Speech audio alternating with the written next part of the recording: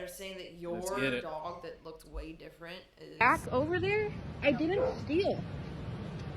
It's literally, it's not in my pocket. Whatever it was, you must have needed it. Go look at the video. I didn't...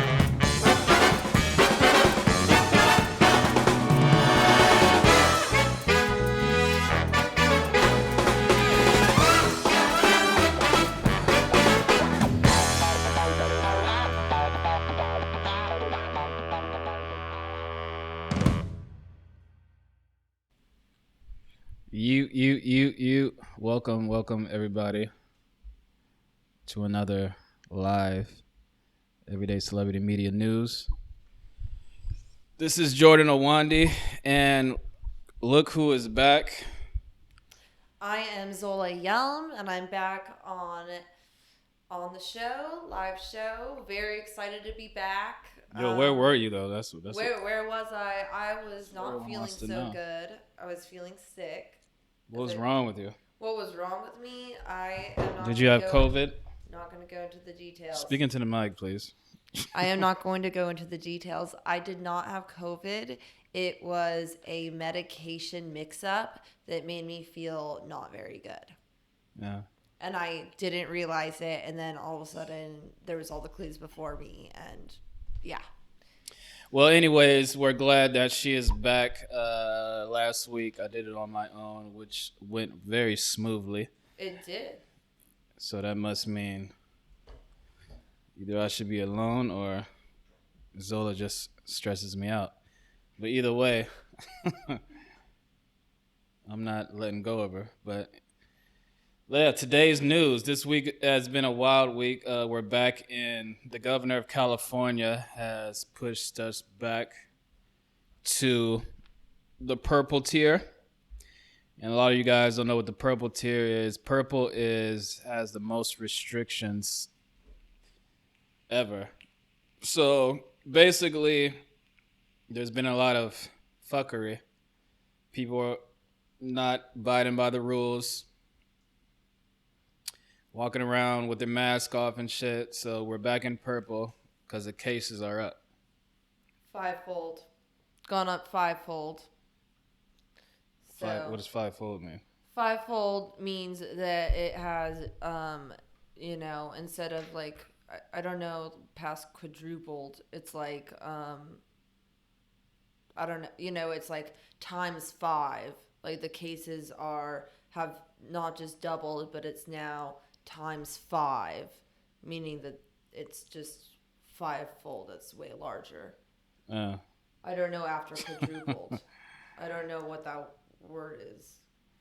All right. Well, anyways, we have a packed show tonight. We have 2 guests coming on. We have a relationship coach. She's a spiritual advisor. We're going to talk to her. And we're also doing a story on an incident that happened in San Francisco. It actually happened. I wanted to correct. It actually happened in Healdsburg at a CVS. What the fuck is Healdsburg? Healdsburg is in California. Well, we know it's in California, but where is it? Sonoma County. Sonoma County. Okay, North Bay area. That explains it. So this story is about basically not racial profiling, but kind of racial profiling, and it is. So let's give a history. Everyone knows that white people, racist white people, are out there in the world, and they call the cops and the authorities on black people and minorities for just doing normal shit like selling lemonade, walking down the street, jogging, fucking playing music, trying to barbecue, driving, talking, shopping. So basically, wild black. And we have a situation that happened in Hillsborough with a young lady, and she's here to give her side of the story. But before we get into that, I'm gonna give you a little bit of history on the Karen Act. So a lot of people know this is a Karen situation, and that word has been trending for the past year because of the Karens that are out there.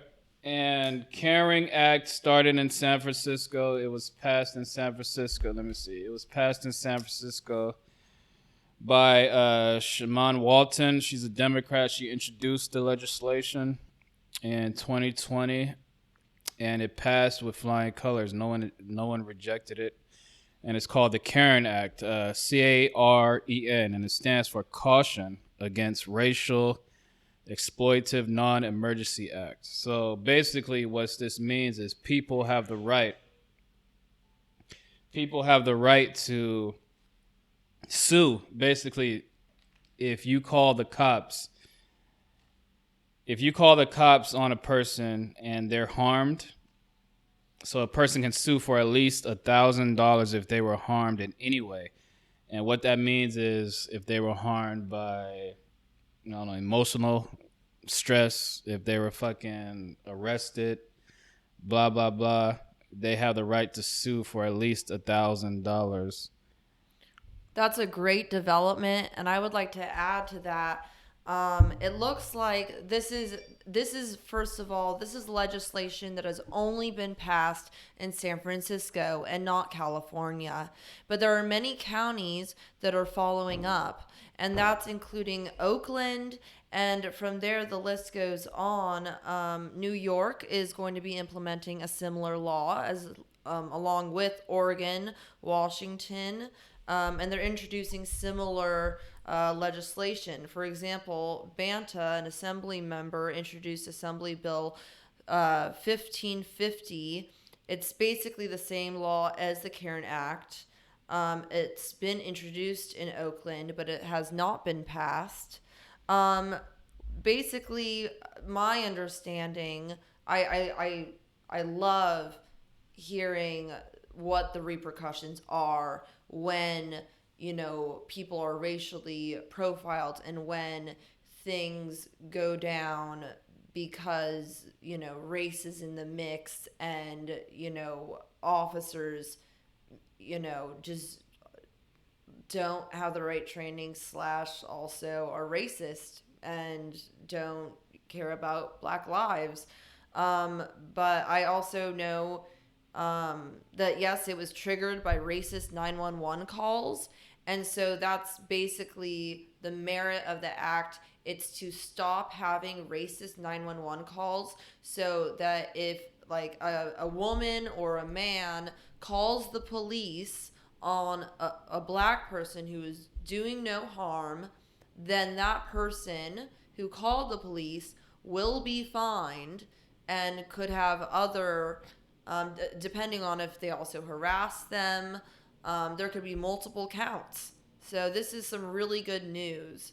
And we're really establishing some language here and some legal language and precedent and soon it'll be precedent in the courts, I'm sure, so that we know how to define racial profiling, harassment, and what behaviors are okay and not okay. I think that all people here, we know what's okay and what's not okay. So hopefully everyone feels the same way.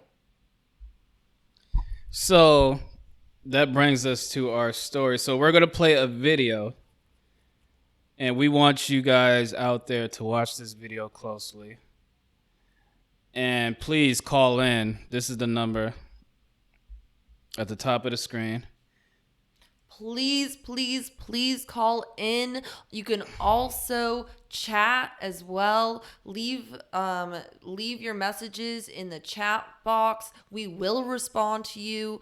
Our listeners are what's keeping us running.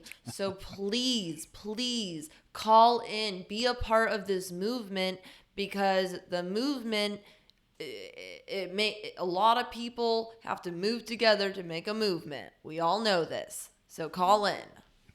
So watch this video. We're gonna show you the video. We have an exclusive story of a video of a Karen incident, and we want you guys to watch this video and call in and tell us what you think. Was this girl racially profiled? Was she in her rights to like feel upset about what happened to her? So, without further ado, here it goes. Back over there, I didn't steal.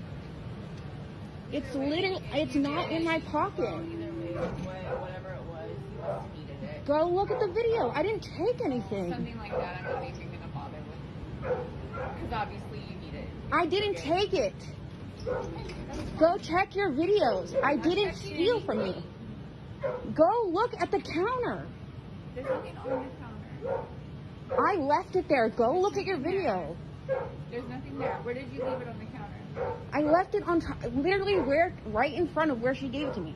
Okay, you don't want to go because you're done with it. Okay, can you apologize for accusing me of stealing? Because I didn't steal. I did not steal from you. I didn't accuse you of that.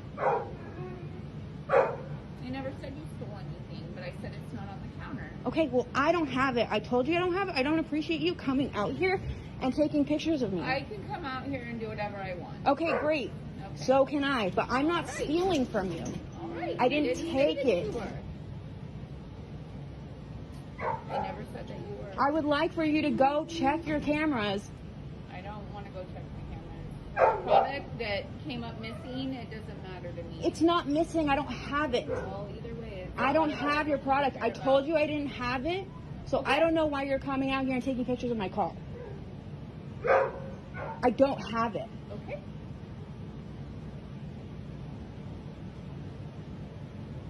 Either way, like I said, the product that was not on the counter, it doesn't matter. If you needed it or whoever needed it, it's fine. Same thing if people steal condoms. I don't care. I don't need to steal from you. Okay, I didn't say that you did. I did not accuse you of stealing. If your product is missing, I don't know what the fuck happened between me putting it down and walking outside. I already told you I didn't have it in my possession. Okay. Okay.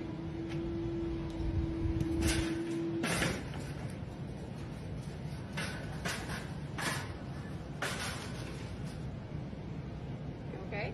Yeah, I just want to know what's going to happen with the picture of my car. Can I take a picture of your car? You can go. Thank you. I know I can. Okay. Safe. Your dog is barking. That's fine. That's what dogs do. Well, he probably wants you in the car. Your product is over there. Can you check with your pharmacy I asked her actually, and she said it's not. You didn't leave it. So where would I have put it?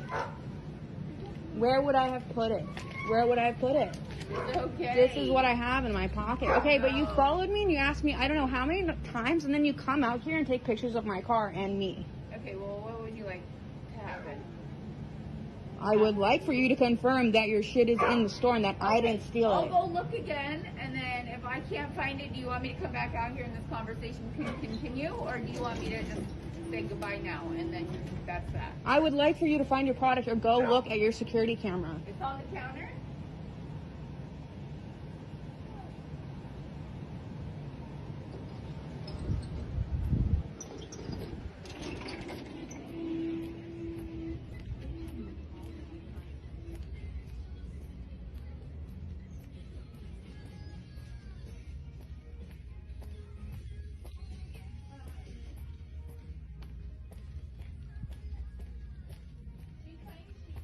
It's right there. It's literally where I said, in front of where I was Not a standing. counter. Thank you. Fucking Karen.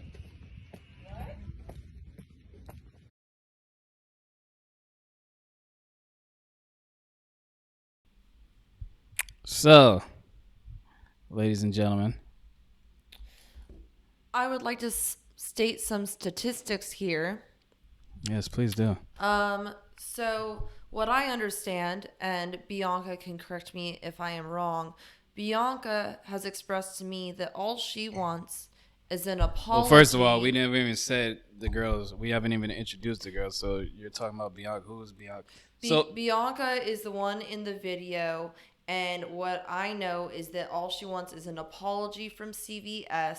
She doesn't want to take someone's livelihood even though a lot of people have called on her to do that. She just wants them to understand that what their practices are wrong, and they can't continue. So her Instagram video went viral quickly, getting reposted by many people who stand in solidarity with Bianca's experience in particular, but also with the harassment, false allegations, and continued abuse of minorities, people of color, black people, and LGBTQ and B persons. This video, again, has gone viral and now has 77,000 views, and I know that it is going to keep on rising, and I pray that it does. Well, you guys saw the video. Now let's hear. Don't take this to the fence, but let's hear from the horse's mouth. I'm not calling Bianca a horse, but that's just a figure of speech. We have Bianca here. Hi, I'm Bianca Gonzalez. I am the person in the film. Bianca, you have to Okay. move that wine glass. Okay. Cheers. No, you guys. Okay, so I am the one who is in that video, who is filming. Watching that is first off embarrassing. I wish I had kept my cool a little bit. I wish I hadn't have raised my voice, because that's what my mother taught me. In times where people are judging you or putting you through experiences that you don't want to go through, you need to maintain your poise, your posture, your integrity, your dignity, and your word. I hope you can hear me. I apologize. Shout out to my mom. I love you, Gloria. So that night I had gone to CVS. I was very stressed out, which might explain my, the way I sound. I was very stressed out that night already going there. I was going there to buy Plan B. I'm in a mutually exclusive relationship, in a relationship with my boyfriend of 2 years, and we needed it. I don't need to say why. I don't know much about Plan B. I've not said that yet publicly, and to have to say that is hard, but not at the same time. No, it's not. Like, it's 2020. I'm an adult. I'm a woman. I don't fucking care. I needed it. I don't know much about it. The last time I tried it, I went to a doctor first. I consulted my doctor. I said I need Plan B. She said it's going to cost X amount of dollars. I said, is there anything I can do? Not because whatever the over-counter price is doesn't matter. I'm financing. I need to save. The end. Nobody needs to know why, but that's what happened. My doctor sent me a text message with a coupon to get it for $13. Over-the-counter price is $45. Do the math. Anyone who finances understands what you're saving. So, plus the pandemic, the end. So I'm there. I go to the pharmacy and I go kind of late because I have a dog, I have rent, I have work, I'm tired, And I have my own battles that I'm going through, which is a whole other thing. I can talk about that later. So I show up to CVS, go to the pharmacy. It's a few minutes before closing. They say, I'm sorry, we're gonna close. And I say, it's not closing yet. Just give me my prescription. I had already, sent in the prescription. They say, we can't do it. I say, okay, fine. It's all good. Is there anywhere else I can go? Is there anything I can do? They say, we have this over counter for this price. I say, okay, well, my doctor sent me this text message for a coupon. Can I use it? They're like, no, our systems are down. I'm like, well, it's just now 8 o'clock. We've been talking here now for several minutes. Like, okay, fine. I'm like, okay, fine. I'm not pushing it. I'm asking questions. Can you do this? No. Okay, fine. Rite Aid is down the street. They're open for another hour. I'm getting on my phone. I'm Googling. I only have cash on me. I'm in my pajamas. I'm also sick, really sick, which I got tested for COVID. I tested negative, but I was really sick. Just not in a good place. I was wearing my pajamas. I look like shit. I have no problem saying that. I don't look like this every day. So I showed up to CVS, stressed out. It doesn't matter what I look like. The end on that note. So I asked them what I can do. They say, the pharmacist assistant says, I'm sorry, we can't do this. Try Rite Aid. She walks away. I'm standing in the same place in front of the counter Googling. Seeing what I can do. I'm like, okay, I'm going to figure it out. Go to Rite Aid. They're still open. I'm going to go to my car. Text my boyfriend, be like, hey, what's up? Like, I don't have my credit cards on me. I only have this one card. It's like a PayPal card. I'd rushed out of the house to make it there. I'm needing to take the dog to the park, like, whatever. So I figure I'm going to go to the car, see if he can send me money so I can just pay for the over-the-counter price and just get it right now because I need it. So all of a sudden the head pharmacist comes out and she goes, I'm sorry, but we're closed. We can't do anything for you. Our computer is down and we're closed. And I'm like, okay. I was like, why are you saying that to me? And she was like, excuse me. And I'm like, why are you telling me you're closed again? I already know that. I'm not asking you for more. I'm not asking anything else of you. You already told me you're closed and I already accepted it. As if almost to be like, we're closed, you have to like go away now. But I still stayed in the same place. She walks away. I'm in the pharmacy towards the back. I start walking towards the front, and that's when the person in the video comes up to me. Can I ask some questions? After I'm done. Okay. After I'm done. So that's when I leave the pharmacy area and I go towards the front of the store. I'm about to leave, and that's when the woman in the video comes up to me and she says, hi, so if you'd like to ring up your merchandise, we can ring it up now. And so what they had done was they gave me the over-the-counter product. The pharmacist had given it to me over the counter, and she walked away after. She's like, I'm sorry, we're closed. So I was like, okay, whatever. I'm going to go somewhere else. I set it down in front of like a stand at the counter where I was speaking to them. So I go at the aisles to the front of the CVS, and that's when the woman comes up to me, and I'm like, I don't have any merchandise to ring up. And she goes, oh, are you sure? Because we can ring you up right now. And I was like, I don't have anything. And I start I'm wearing a hoodie, like this camo hoodie I like to wear because I'm always in the woods, even though I know people can see me. But, I'm emptying out my pockets, and I'm like, I don't have anything. And she says it again. She's like, okay, well, the counter's over there. Like, I'll ring you up. And I was like, I don't have anything. Like, I remember being like, this is the third time I'm telling you I don't have anything. As I'm walking to the front of the store, and she's following me. And I'm just like, okay, I don't know what the fuck is going on, but I have done what I needed to do, and I'm done. This is happening within 5 minutes. So I go to my car. I'm, texting, thinking, okay, I'm going to Rite Aid. I pull out, and I start driving this way when I see her come out with her phone, and she starts taking pictures of my car, and I could see her moving her phone to document me. And I'm like, what the fuck is going on? Why are you out of the store? Why are you taking pictures of me? What are you going to do with my license number? What are you going to do with my picture? And I'm now going to go outside and ask you these questions. And that's when the video started. So that's what happened. That's what happened. And then she went on with her whole tirade of, oh, obviously you needed it. Like, if you go through the video, she says that so many times. Like, obviously you needed it. Well, since you needed it, well, you know, people need condoms, so they steal them.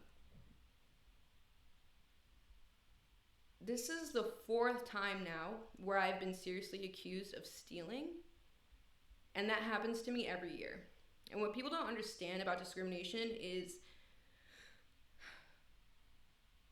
it affects my life, it affects my work, it's affected my work, it's affected my school, it's affected my psyche, it's affected my family life, it's affected my home life, it's affected my income, it's affected my happiness. I've had it happen to me almost every year of my life where I've been accused of stealing. I had a Coke dealer at a pizzeria that I was working at in downtown Oakland, accuse me of stealing.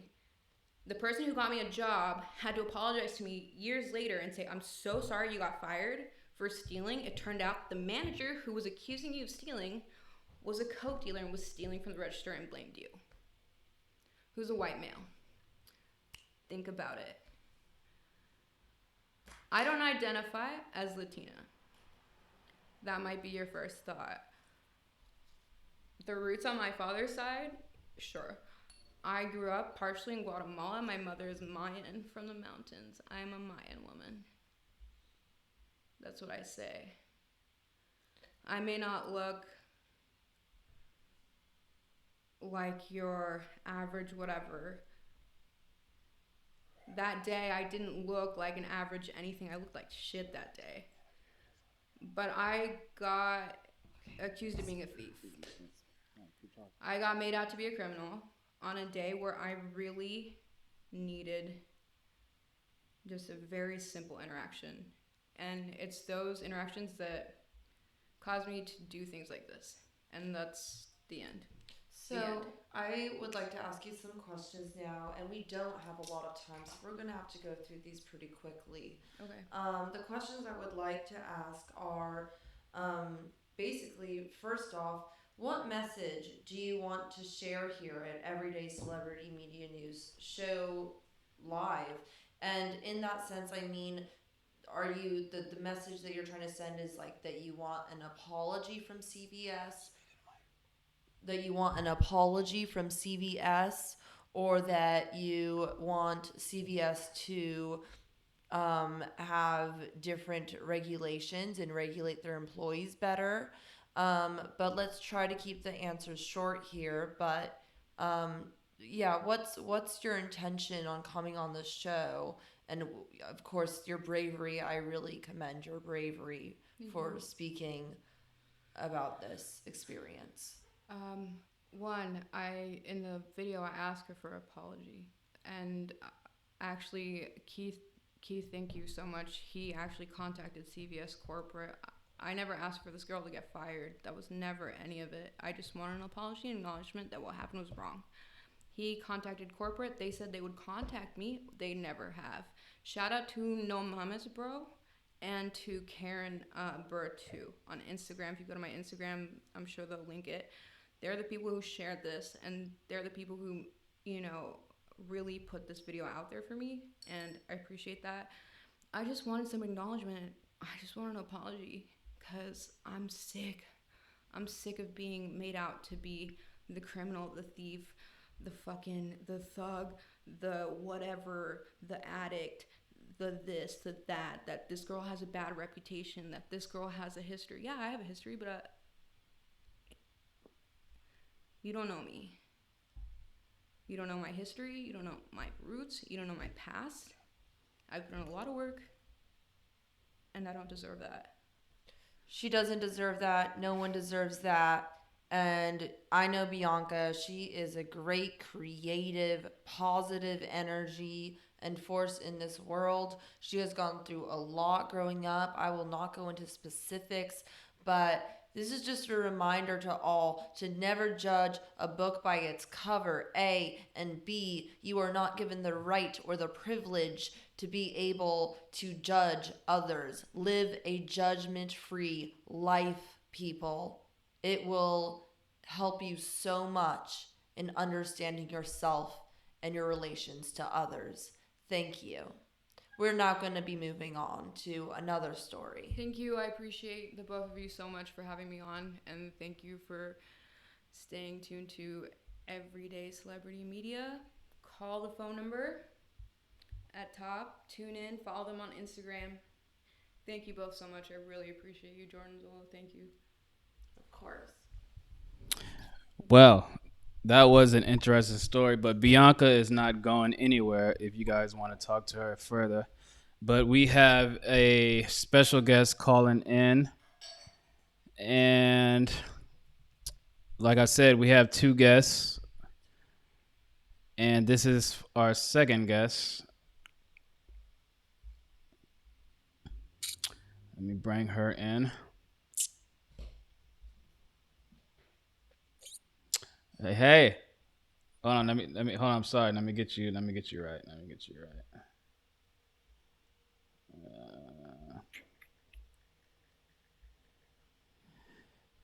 This is Brooke. Brooke, can you hear me?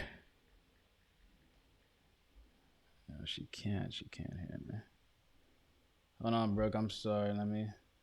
Can you hear me? Shit.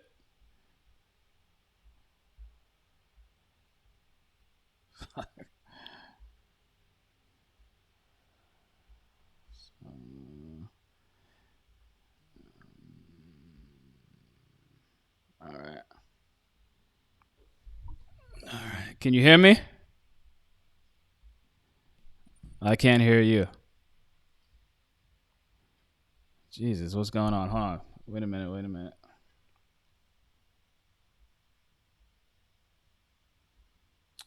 Is your volume good? You can hear me, right? Why the fuck I not hear you?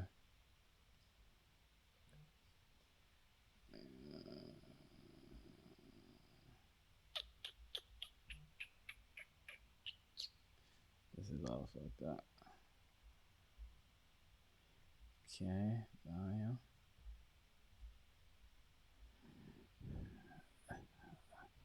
You can hear me, correct?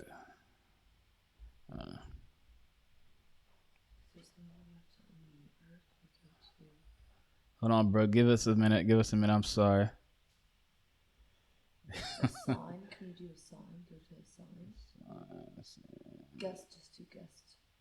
No, I got this already. Let me see.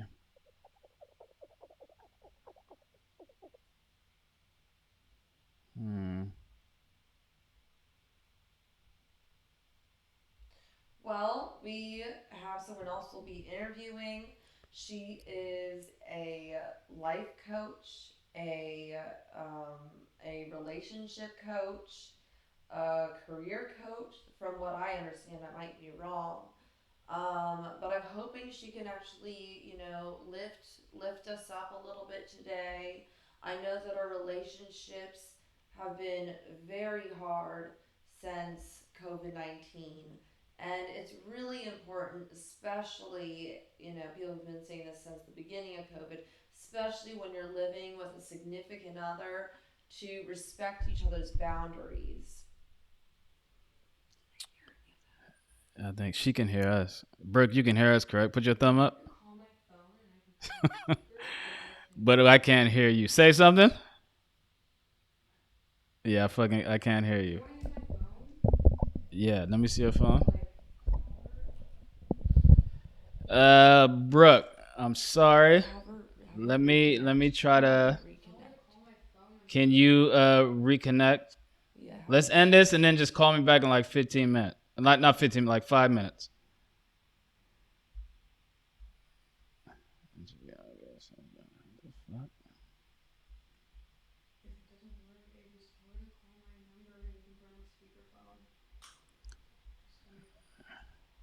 This is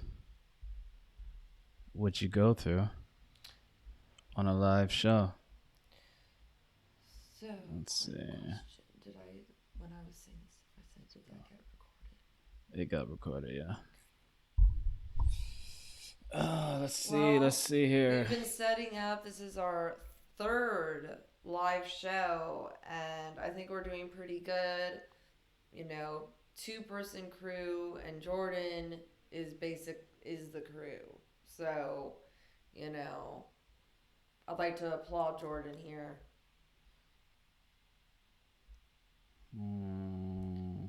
But speaking of relationships, if you would like to call in, either, maybe even right now or, after she shares, please do call in and we can talk about relationships. Also, please call in if you have had an experience like Bianca has had, or if you not only have had an experience or have witnessed an experience or have just anything to comment on that kind of harassment. We welcome all people. So that includes, police officers. That includes, Bernie Trump supporters. That includes, all people.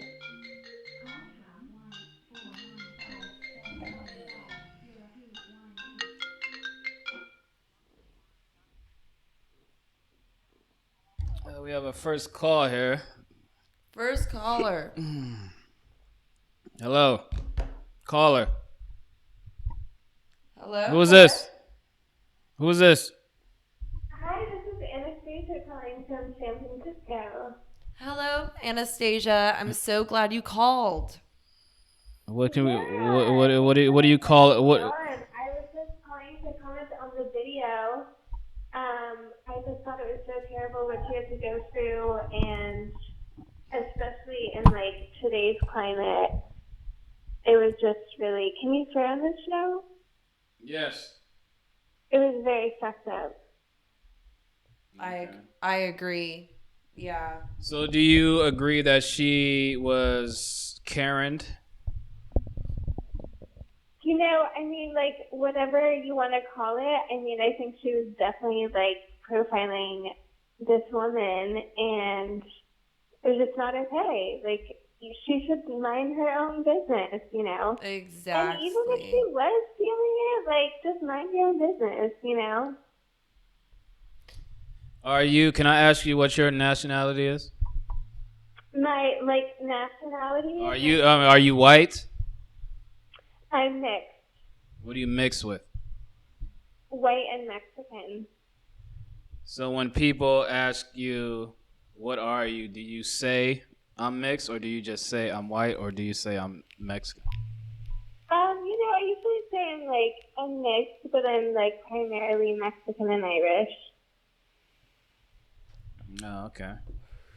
I have a question for Asia, actually, that I've been wanting to bring up. So, with the new legislation being called Karen with a C instead of the K, I've also been talking to a lot of people about what the version for men would be, whether it be Kyle. Some people say Kyle, other people say Brad. For example, Jordan said Brad, Bianca said Kyle.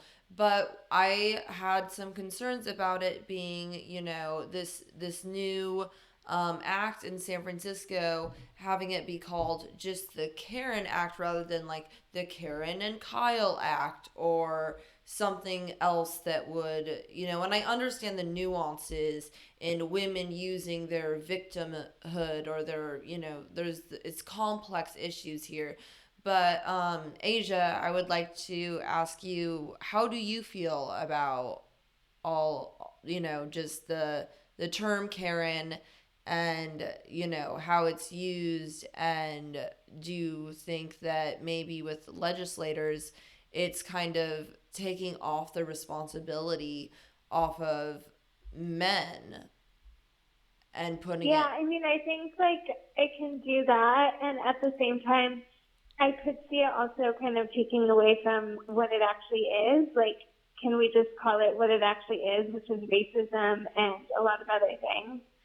So I wouldn't want it to I mean, I haven't looked into it enough of what that sort of vernacular would entail, but sometimes I feel like it's a little bit sugar coated the way we talk about some of these heavier topics, and we give it kind of a catchy phrase. Exactly. But then it's a really serious matter. It really is. And for example, I was on YouTube and I saw the Filipino Karen. And I don't think people are realizing, I think that it became a trend, but I don't think that people are realizing, I don't think it meant to be a misogynistic thing, but I don't think that people are realizing that, now there's Filipino Karens. Now, what's going to be next? I mean, any woman who is, lighter, whether she's, a woman of color or not, a minority or not, can be called a Karen for bigotry. And that makes sense. But where's the men's names? And I just think that it's going to become more than just white women.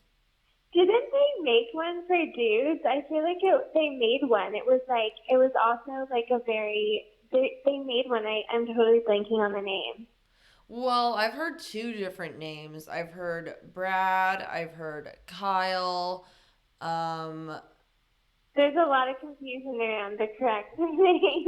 Yeah, but we have Karen. We have Karen, and no one's confused about that.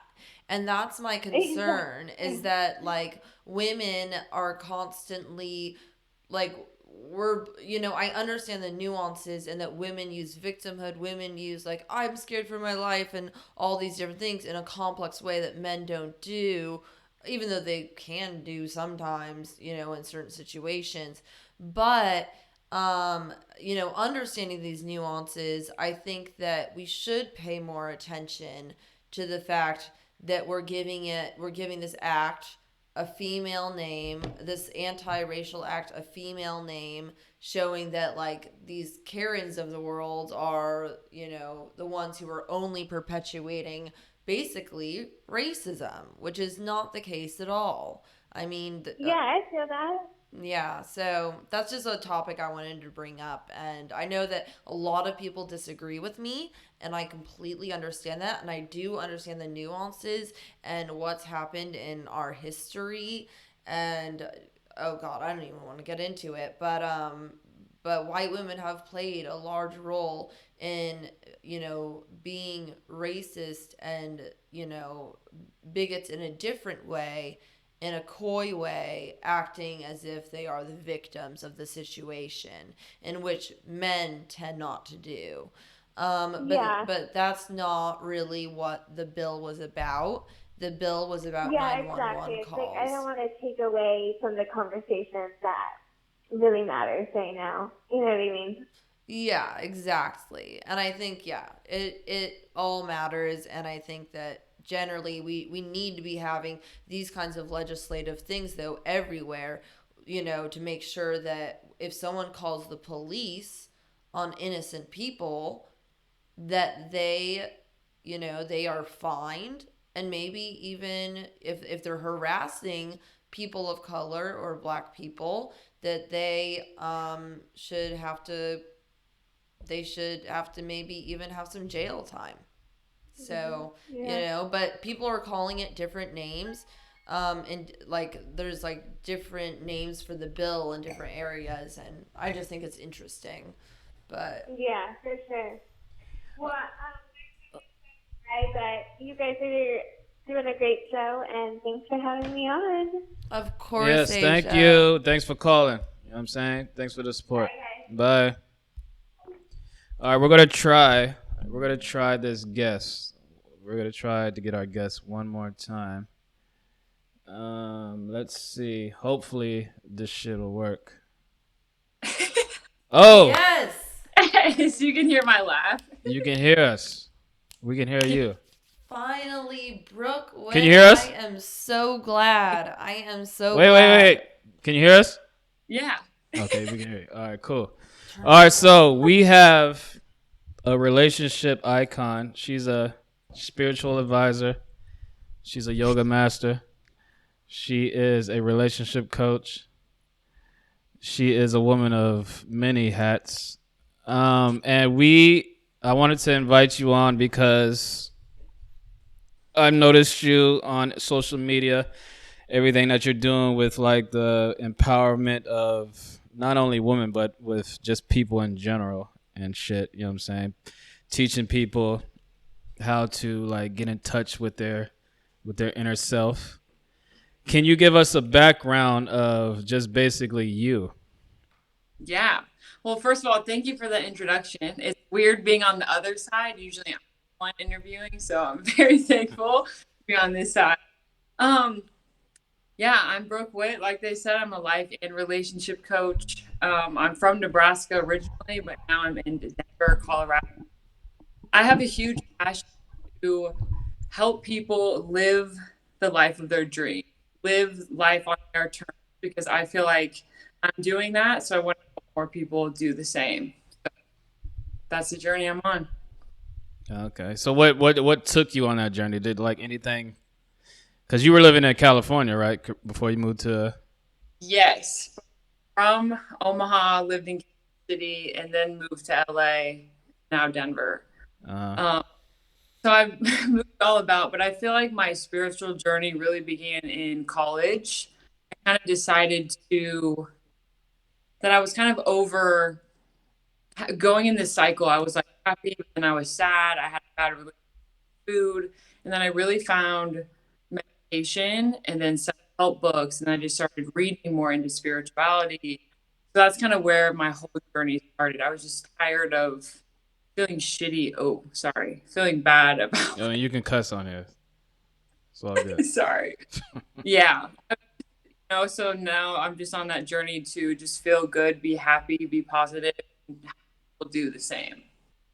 Okay. What are some of the main steps you took that like you would say were essential to your well-being and happiness? And I know it's different for everybody, but for you. For sure. It is different for everybody. For me, meditation is huge. I do it minimum once. Feeling good, I'll do it free.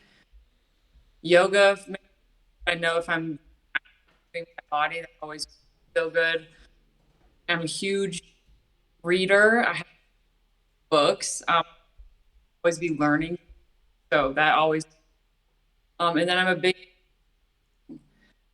getting internalizing is so important. I just feel like it's great down into a journal. Yeah. Okay. That was my co-host, by the way. Her name is Zola Young. Hello. Oh, am I cut off here? Yeah, you are. Yeah. Okay, good to know. All right. So anyway, what did you study in college? I studied hospital management. So I always knew I wanted to help people, and I told my counselor that.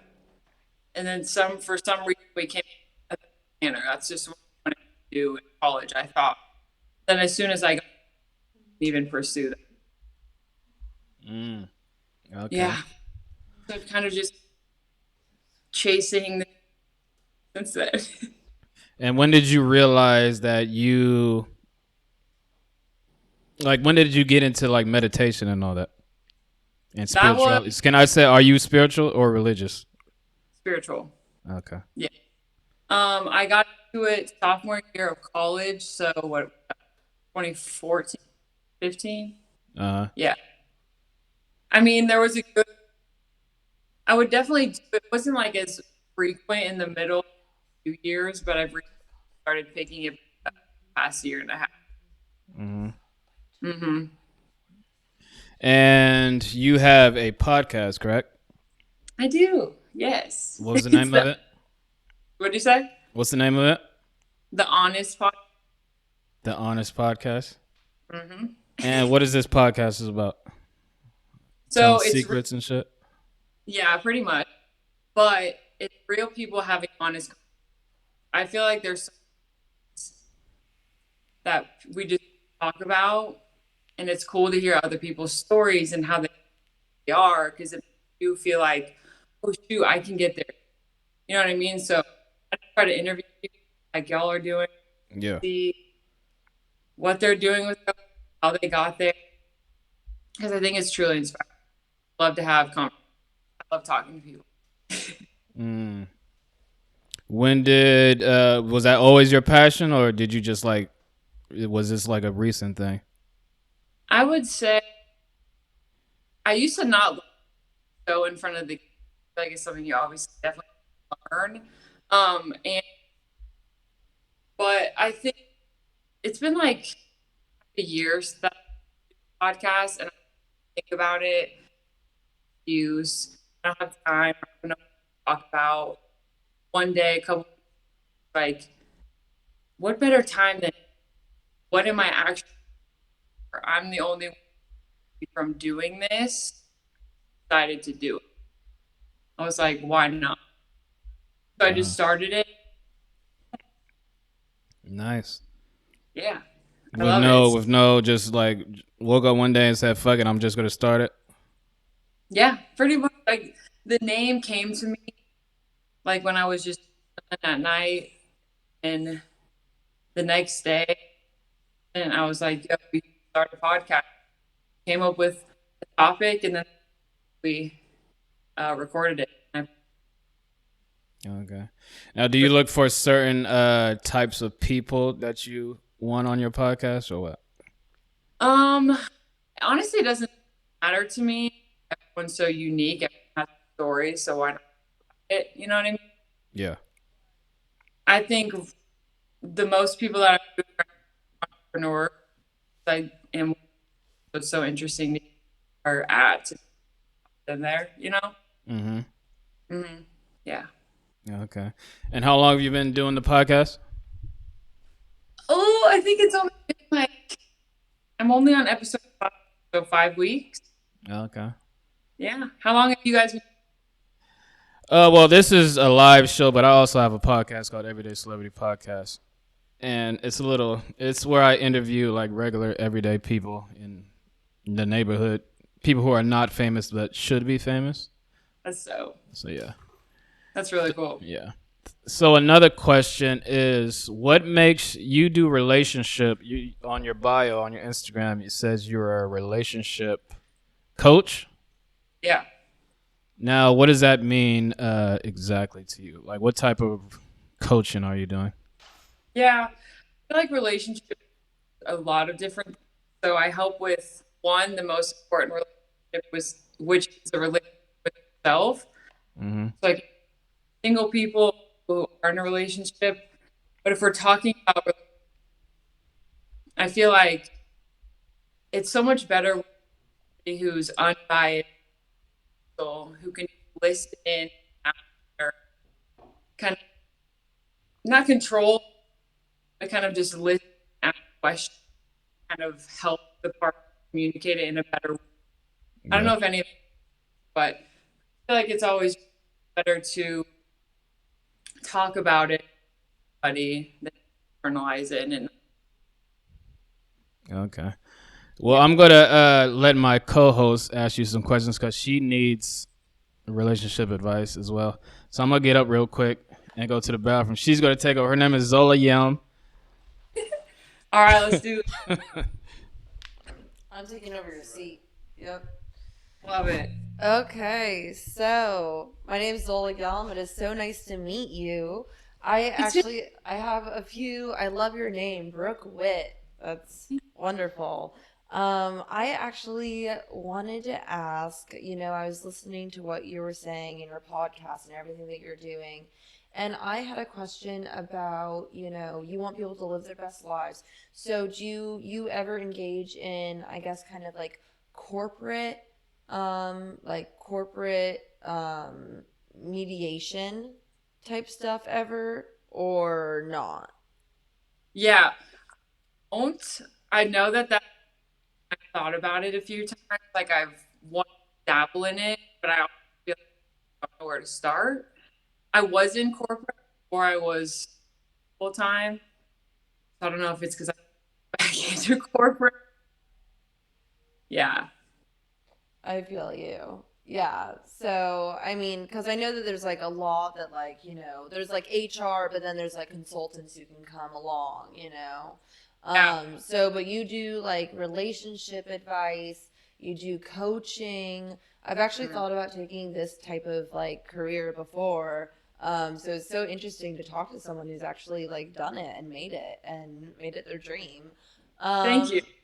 I guess I have some just like brief questions, so kind of like a questionnaire for good relationships. And I'm talking about romantic relationships, and then I'll be talking about relationships with friends. So maybe like just really quick. So for romantic relationships, I'm in a relationship where we are about to have our 6 month anniversary, and we've been like sleeping over at each other's house. Like we basically live together, but like between two different houses. So do you think that it's healthy to take a break sometimes? With like from each other, like talking. Yeah, I mean, just like a night apart, or like, sometimes I feel like I have like, just to let you know who I am, I have some, high stress anxiety. I can also be like a very outgoing person, so it's a weird thing because I'm like very outgoing, but then I'll like stress myself out so much that I'm like, ugh, and sometimes it's like I don't want to make my boyfriend my personal therapist, but that could end up happening in a relationship. And so I've seen that as a relationship no, like what I can talk about, what I won't talk about, but he doesn't necessarily always regulate me on what he feels comfortable about. I've told him recently, I'm like, you need to let me know your boundaries so I can respect them. So, Yeah. but like, I just want your, like, for not just me, but just like people in general, like, let's say like a type of person like me who's like kind of a type A-ish personality. I'm creative as well. But then, and then let's say maybe a type B personality, like very creative, like very, and or just like any dynamic that's like that, where there's kind of the person who's very vocal and on it, like, can be almost a little bit intrusive. And then someone else who's, a bit more quiet and wants to meditate on their thoughts. So just for any relationship that's like that or anything else, like what are your biggest tips when you're like starting a fresh relationship and you're getting to that 6 month period where it's like, this is serious now? Sure. I think sure you would know that like communication is important. Boundaries are important, like you're talking about. I think in the stage where you're learning about each other, you have to know that the person doesn't know you. They don't know. You have to talk to you. You have to inform them about things. You have to tell them what you like, you know what I mean? About all those things. So I think communication, boundaries, and then yes, take 100%. Know what works for you. Press that way. So you're cutting out a little bit, so it's hard to hear every single word that you're saying, and I don't know how to work with the software. But from what I heard, you said like, knowing your personal boundaries, and especially, like good communication, which I've been working very hard on, and I want that. And then I think the last thing you said is like knowing when you need to take a break. Like once you hit that 6 month mark. Is that what you were saying? Exactly. Okay, perfect. Yeah, sorry about that. It's just the cutting in and out. But yeah, so for like most relationships, how do you see it kind of unfold? Like for me, I've always seen it like, okay, there can be 3 month flings, 5, like once you get into 4 months, it's like, do I see a life with this person, or do I see something special with them? Then you get into the 6 month mark. Do you believe in any of those marks? I know that they're kind of passed down traditions. Like my mother kind of told me this stuff, But do you Yeah. believe in any of that? Like, do you think that there could be just love at first sight, where it's like within 3 days, it's like you know the other person is the one? What's your take on that? That's a good question. Ask that. I think they're definitely good. I think it's just for everybody. You'll know when you have to listen to your gut, intuition, and actually like this was lust or this person, you know. But with arcs in the timeline, to me, I don't believe, because it's like, to me, if I'd rather just go. You don't know what's gonna happen tomorrow, so you have to be in the present today. Yes, be in the present moment, be honest to yourself, be honest to your partner, and that's how you know whether the relationship is working or not. If you're going into, I only want to date for 2 months, or maybe out for two, probably won't work out for two. So like, you know what I mean? It's just go with that mindset. So, okay, I have one more question that I'm really excited to ask you. A lot of women, so I've been in abusive relationships, and a lot of my girlfriends wrote down, you should write down a list of like what you want, and it could be like, he needs to be 6 feet tall, and this, and or this thing or that thing, a lot of like physical attributes, and then the mental things. He needs to be smart, he needs to be this, he needs to be funny, he needs to be accepting of who I am, he needs to be whatever. But at a certain point, it's like, you meet someone and you realize that you have to stand by them and their dreams, and it's not about you can't project a fairy tale of a relationship. Do you agree with that? I mean, if you're not in a relationship, right? If what? Not in, I don't know. It's a tough question. I mean, like, I believe in setting intentions for who you want to attract, but I'm talking about when people have really high standards, and then they meet this person, they project that standard onto them without knowing who the person is or getting to know who the person is, making assumptions, and then getting angry or disappointed when that person doesn't meet those expectations. Like, Yes. do you think there's like a good way? And I know that a lot of my friends will write down lists, and there's a difference between setting intentions and, as I said, kind of putting down your standards, which you expect, and then you kind of, reflect onto the other person, Yeah, for sure. I think going to any relationship or during your, I don't like expectations. I feel like set you up for success, really. But, I'd rather than like assume. What I would say, yes, those lists of physical attractive, great, but ask it, how do you want to be treated in this relationship? Like, you need to be about how are you going to be in a relationship? What's your partner going to make you feel?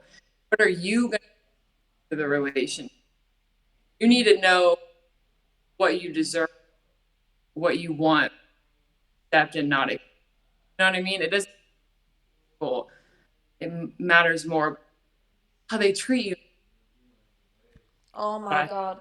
That is exactly what I believe. In the relationship I'm in now, he is like no one else I've ever dated because he's a nice, kind soul. And for some reason, I didn't date that type before. And I was going through a lot of things. But I've realized that, yeah, it's about the way that you're treated, but it's a two-way street. And when I'm being treated well and I feel comfortable and I feel supported, it's like I want to give that same support to this person. I want to be able to give that same support. So that reciprocity, sometimes I think that people have a hard time knowing if there is equal reciprocity. And is that sometimes when you come in to show there is or there isn't, or like someone will be like, I do reciprocate by doing this and this and this, and people have different love languages. Like, how do you deal with that? I feel like that kind of comes down to the love you have with it.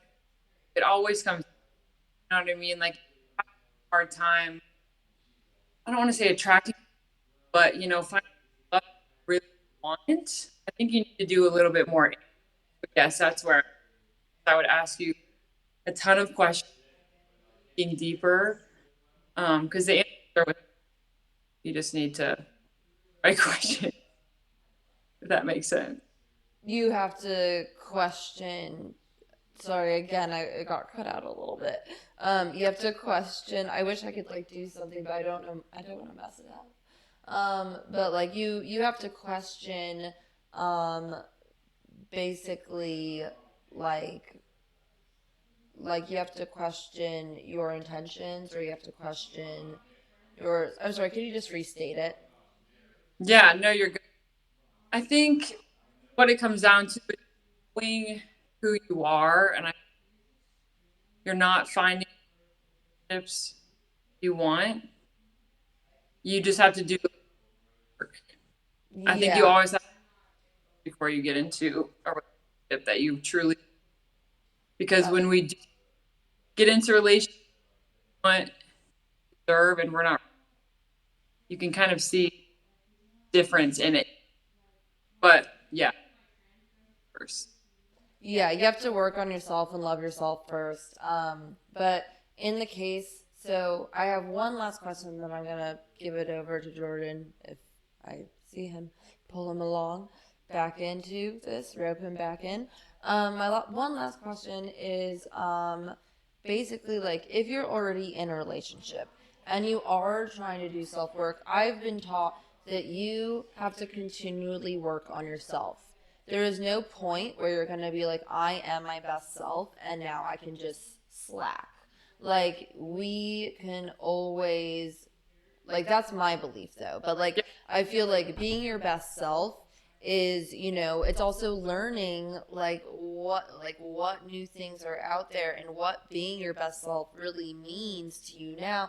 Like being your best self when you're 15 is different from being your best self when you're 30. You know, same thing from 50, whether you have a kid, whether you have, I mean, all these responsibilities and different things come into play, and being yourself best self changes. So I'm thinking like, if let's say you're already in a relationship, you both people are working hard to be their best selves, but of course everyone has their faults.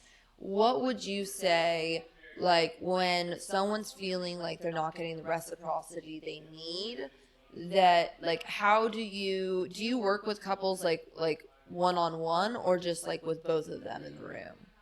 I would prefer both this way. I feel like talk to one, talk to the other, break together.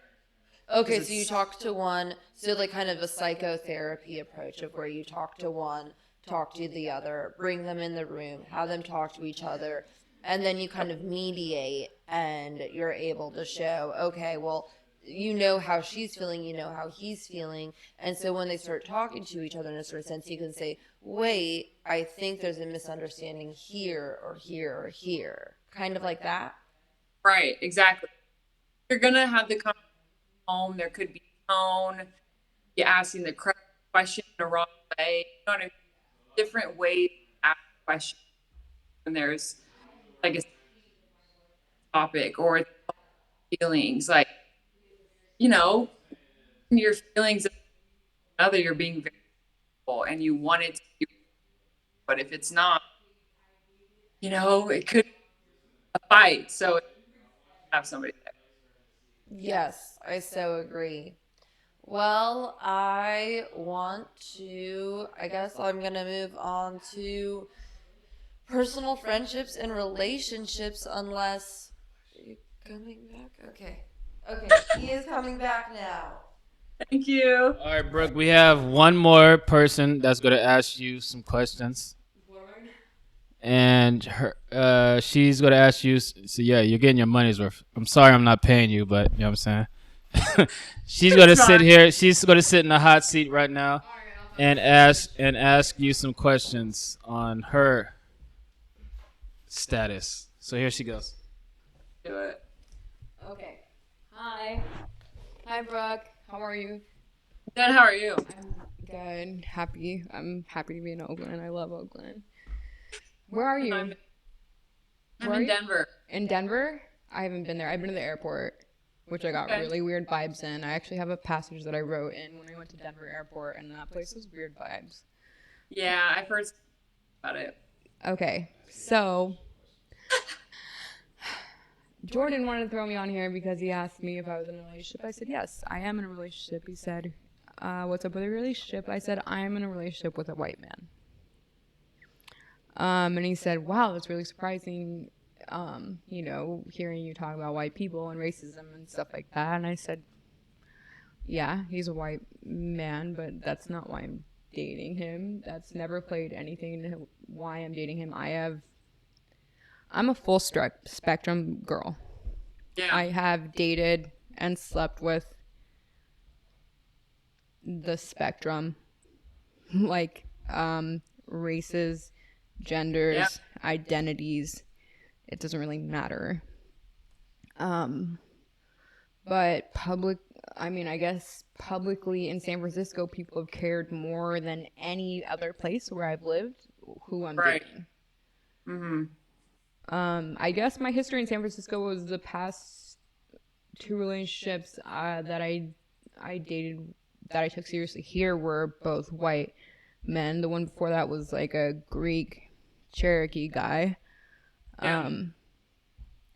I had also been intermingling with whatever I was sleeping with other people too. I've taken seriously all races, Asian, like all races, all genders, trans, straight, cis, non-binary. Like, I'm a pansexual person. I've always considered myself pansexual, but more than anything in the past year, I've gotten shit for dating a white man. I've actually had friends turn my back on me. I came back from Mexico where do I have to say, oh, I dated a Mexican national, and then I dated a Mexican native national who was extremely, like, dark skin, and then I dated a Mexican national who was extremely light skin, and then I fucked a Persian girl, and then I fucked a black girl there, and then I fucked this there. Like, do I really have to say that to say, like, I don't care? Like, I take into consideration the position that the person is in, the privileges that they have, but I also confront them, which is what I love about my boyfriend right now, is that he is white and he understands that. Right. He knows that. And I've had to teach him a lot, and he's also had to teach me a lot about my white hatred, because I have a lot of white hatred. And something that I find with white people is they don't understand where hatred against white people isn't racism, it's trauma. Yeah. I've had X amount of experiences with white people, and it scares me. It scares me. The only people who have ever physically attacked me in public as random people have been white people. The only people who have really fucked my life have been white people. I was put homeless on my ass out of an artist community by an all-white community because one of them attacked me physically and they told me, go fuck yourself. You're lying. You have a mental disorder. I have schizoaffective disorder, which I'm not ashamed of. And they accused me of making it up, all this shit. Now you don't have a home after years of having a home in San Francisco.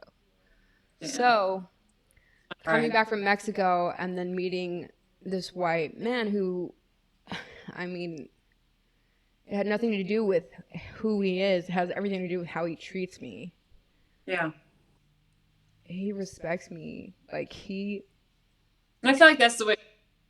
He loves me. Like, he loves me. He respects me. He loves me. He treats me in a way where I have not been treated. He's open-minded. He's been open to every flaw that I've ever thrown at him.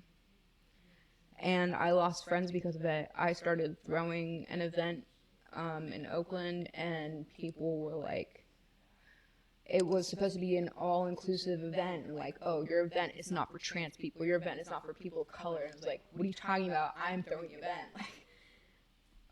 Like, oh, like your white boyfriend isn't allowed at our house.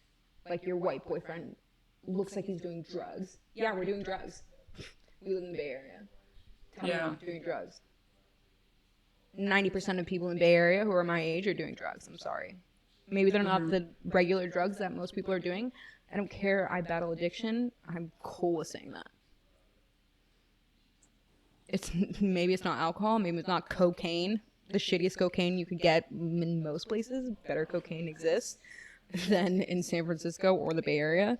But so what? You're gonna judge me for my addictions, but your addictions are okay? Yeah. And then suddenly I'm on the outskirts of society and being pushed away because I have a white boyfriend and because I have an addiction that not most conventional addicts share. So I don't know what my question would be to you. I know. My relationship with him is good. Like, I'm glad that it's shitty about everything. yeah. But I feel like as long as you continue to be who you are, Yeah. I mean, that's all that matters. Yeah. You seem like a great person. When you talk for however many minutes, like just keep shining. I will say the one thing in our relationship that we don't get is maybe the pressure load is once in a while he won't understand the pressures of my being Yeah. a woman who identifies as an indigenous Right. woman. About it, Sorry? you have conversations. Feel like We do have conversations about it, but every once in a while he will get down about me being like, you live in a white world. Like recently, okay. Here's an example. Recently, he's really into construction. He's really talented. He loves watching like construction people on YouTube, right? And there was a black artist on YouTube who does construction. And he was like, "Oh yeah, I really love this black guy's channel." I'm sorry, Brooke. You don't have to go to bed right now, right? You can stay up. We don't want to. I'm gonna wrap it up in 2 seconds. You're in Denver, right? Yeah, I don't want to keep. Yeah. You. Doesn't matter. 2 more minutes. 2 more minutes. Okay. I'm gonna wrap it up in 2 seconds. Okay. I said, he's like, "Oh, I really like this black construction workers channel," and like because it was a topic of the day between us, like race and just the things that were going on, police brutality that day. We had been paying attention to articles and stuff. I was like, "Oh, why does it matter what race he is?" And he was like, "No, it doesn't. It's just I don't know. In construction, I usually work with white people. Like I don't see a lot of black people in construction." I was like, "Well, that doesn't mean that black people don't love construction or anything." It's just he's like, "Yeah, but it's not that we don't share the same world." I was like, "No, but you live in a white world. Yeah. You live in a white world where you're hired as a white man." And I could tell that it hurt him, Yeah. but that he understood that he had to receive that. Mm-hmm. Like he had to receive that, and I had to say, "Look, you live in a white world. Right. You'll never know what it's like for a black person For sure. as a creative person on YouTube or a creative person in any field." And he's like, yeah, but it's just like where I work, it's mostly white people or Mexicans or Latin American or whatever. I was like, yeah, sure, that might be true, but you're being hired as a white man in a white world. Don't tell me that your employers aren't white. And I said that to him straight up because we're very straight up. Right. And he received it, but there was still that pain. Yeah. I guess my question is, what do you perceive of as a white woman? Like how do you confront that pain of being like, you'll never understand? Yeah. Like, you won't understand. And I understand that you're empathetic. I understand that you're sympathetic, but I also understand that you'll never understand. It's Right. a barrier. It's a barrier between races because they exist. And it's not a Right. colorblind world, and our worlds are different. Like my world is with indigenous roots will always be different with a white woman's with white roots. Yeah. So sure. what do you do with that pain I to feel like- confront it and say like, I still respect you and your willingness to confront that pain? Right. like stand in the most way that they can. Right? Obviously, that's what we want. And understand, try to understand in the way, best way possible. Some people can understand. I think it's nice, honest, other than like, for example, talking about your boyfriend, like, not, you know, why did you say it about opening the conversation nicer in a way? I don't know if that come at it in a different, more calm, less charged, and then have a deep, honest, open, vulnerable conversation. Both sides are getting hurt. Like, I don't.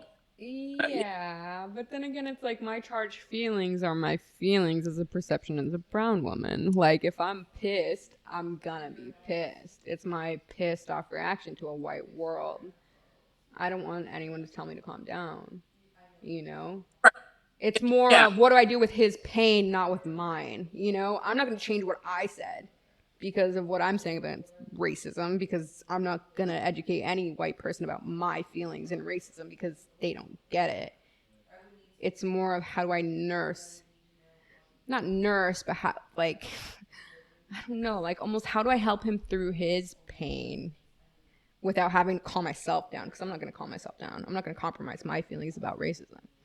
Right. I mean, it honestly, I help you with this pain. Yeah. Then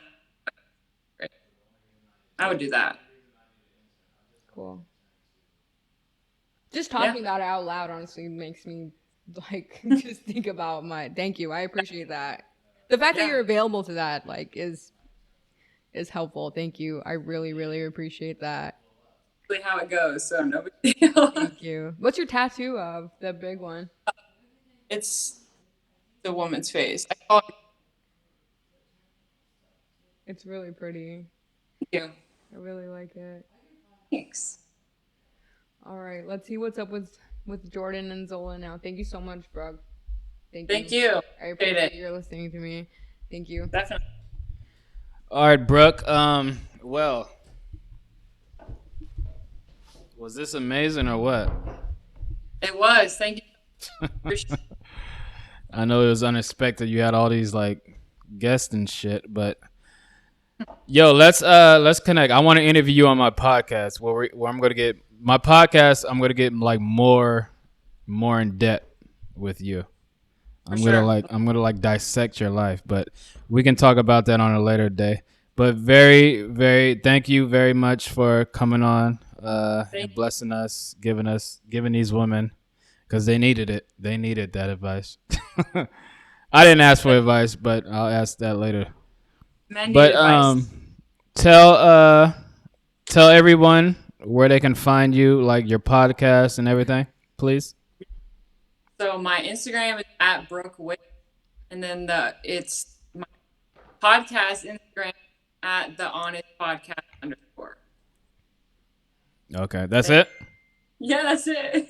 All right, next time fix your fucking Wi-Fi. You're like spotted. You're like in and out all the time. I'm sorry. I appreciate. Are you in the mountains in Colorado? No. Oh, okay. All right. Well, thank you, Brooke. Yeah, we'll talk soon. Thank you very much. Thank you. Bye. So we can talk about all the stuff that we've been talking about right now. Again, the number's right up there. If you want to call in, please do. But Jordan, let's have you decide. Wait a minute. Where's my phone? We got to do sports. Hold on. Time for sports segment? It's time for sports.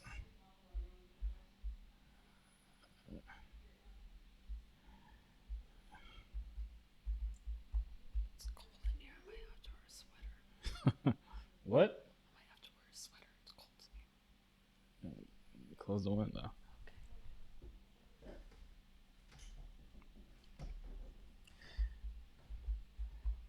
All right, everybody who's waiting for sports, we're gonna tap in with our sports reporter.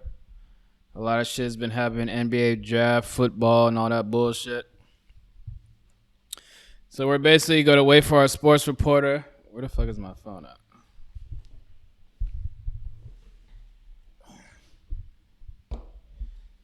Wait for our sports reporter real quick.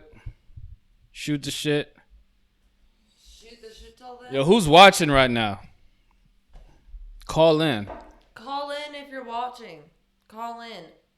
But other than that, we can talk about all the stuff that went down. But I'm gonna do a few things before then to bring up also, because these are some other interesting topics that I think we could bring into the mix. And yeah. Oh, and we got shit. a caller. Woo. Oh. Yo, back again. Hold on, wait a minute, nigga. Oh shit, hold on, sports. Where you at? Oops. If I turn that off, is my face still on the camera? Wait a minute, no. There's two of you. Put your video on. Shit, how the fuck? All right, wait a minute. Give me 2 seconds. Damn, how the fuck? It's kind of cool looking. Shit. Sorry, everybody. This is. Oh, here we go. Damn. Oh, this is like a ghetto show, so. You know what I'm saying? I apologize for the technical difficulties. But this is Everyday Celebrity Media News Sports. And our sports reporter, he went to the bathroom. He went to go take a piss. Did we talk during this time while you went to the bathroom? Oh, here it goes. Oh, here we go. All right, so welcome everybody. Welcome Ron Freed, everybody, to the podcast. Well, not the podcast, the live show. This is the sports reporter. What do you got for us today? Man, so much going on in the sports world. We talked about football last week, but I think I'm going to have to bring that into focus for us. And the next thing we talk about right now, we got the NBA draft going on tonight. Big news for a lot of teams around the league.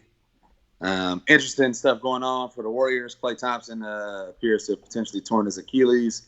So that's a big setback for like local sports and the Warriors.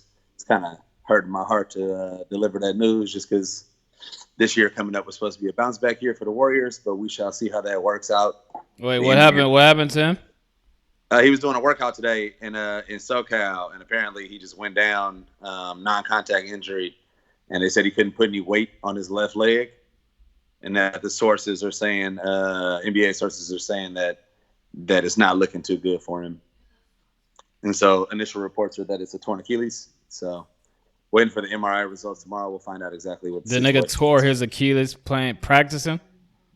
Hey, anything's possible.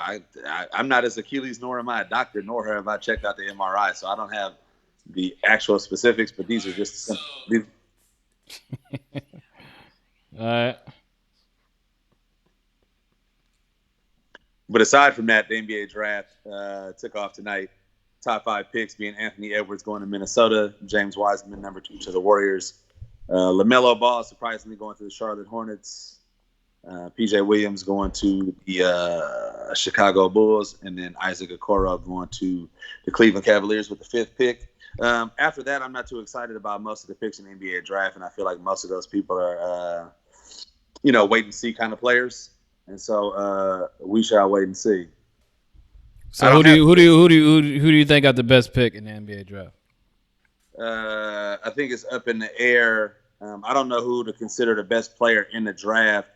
I didn't see James Wiseman play at all, but from all the reports I hear, he's supposedly the best player in the draft.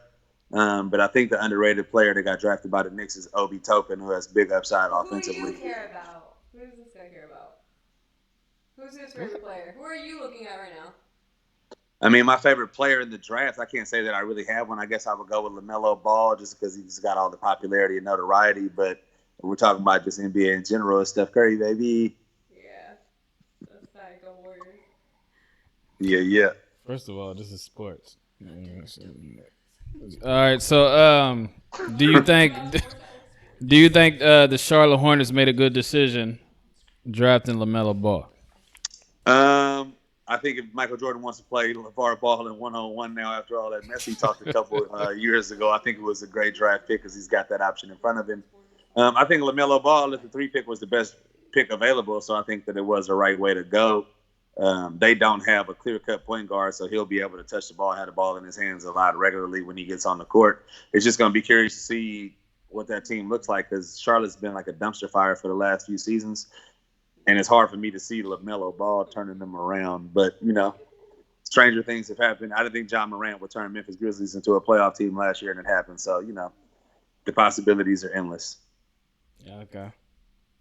Now, do you want to comment on your last week's picks from the NFL? I absolutely do. I don't have the list in front of me, unfortunately, but I did look at the list, and I saw that I only got 2 picks wrong. And I did mention that I would be in a 90 percentile on my picks. So I'm pretty juiced about that. I think you were trying to hate and say I wasn't going to be doing that well on my picks, and I did great on my picks. Well, did you get any advice from any of your friends for you to tell those picks? Because I know those picks weren't 100% on you. You didn't get the memo. I'm the sports guru around here. I'm not going to ask nobody for help. I do my own research. Now, word on the street is someone told you what to pick, and you just relayed the message. Now, is that true? Word on the street. Now, we are news. We are a news. East Coast, West Coast. We are a news show, and we have reporters everywhere in the Bay Area. No, that's the word on the street. I've been doing this for quite some time. I didn't just start doing this. I've been doing this, so Okay. Tell your sources they got to get some better sources. All right. So, are you ready? Are you ready for this week's NFL picks? Yes. Okay, let's get it going. The first game. All right, wait a minute.